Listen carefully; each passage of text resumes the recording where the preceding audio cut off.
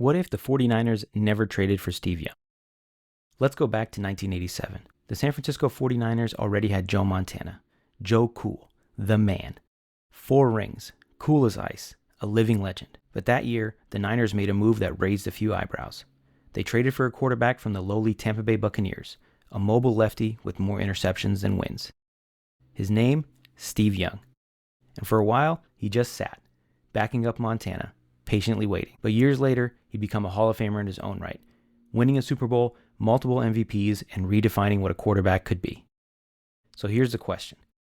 What if the 49ers never made that trade? What if they never brought in Steve Young? Does Montana go out on his own terms?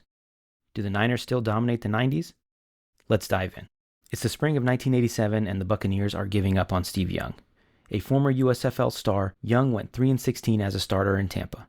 The team around him was awful, and he looked more like a bust than a future star. The Niners were already loaded, but they sent a 2nd and 4th round pick to Tampa and brought in Steve Young as Montana's backup. It seems simple, right? Just a high upside backup in case Montana goes down. But here's the thing.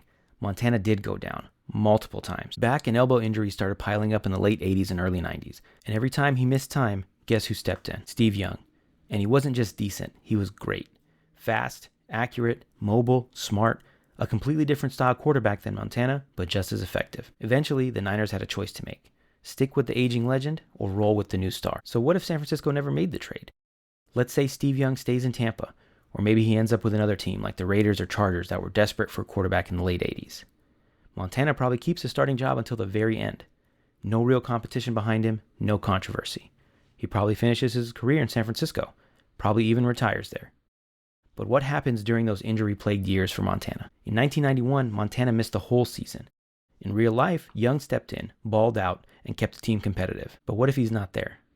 Then Steve Bono has to step up. The Niners might fall off a cliff. No playoffs, no momentum, maybe even miss the dynasty window entirely. They probably also look to draft a quarterback given how bad Montana's elbow injury was. Maybe they look at Brett Favre, Drew Bledsoe, Mark Brunell, or any number of quarterback prospects in the early 90s. So when Montana finally does leave, maybe in 94 or later, who takes over? There's a lot of uncertainty at that point for San Francisco. You're basically starting from scratch. No Steve Young, no MVPs, and probably no 5th Super Bowl for the Niners. So let's talk ripple effects. Without Young, the Niners likely don't win Super Bowl 29 in 1994.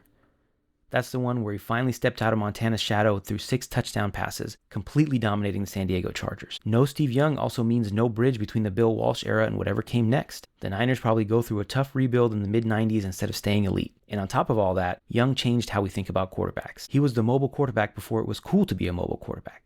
He was also efficient and accurate.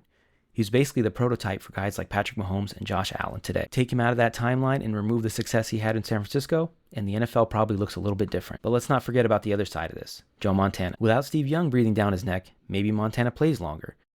Maybe he avoids that messy breakup and retires at 49. That would have been beautiful, but here's the thing. He might not have had that late career spark. He went to Kansas City motivated. He got a fresh start, made an AFC championship game, and showed the world that he still had that fire. Would he have been able to do that in San Francisco? Or would the injuries have just caught up with him? It's hard to say for sure, but without Steve Young, both of these legacies would look very, very different. So what do you think? If the Niners never traded for Steve Young, do they still win 5 Super Bowls? Does Joe Montana retire a 49er? Or do they fade out like so many other 80s powerhouses like the Giants and Washington? Let us know in the comments what you think would have happened. And if you love deep dives like this, subscribe and stick around to the 4040 Vision podcast. We've got a ton more what ifs on the way.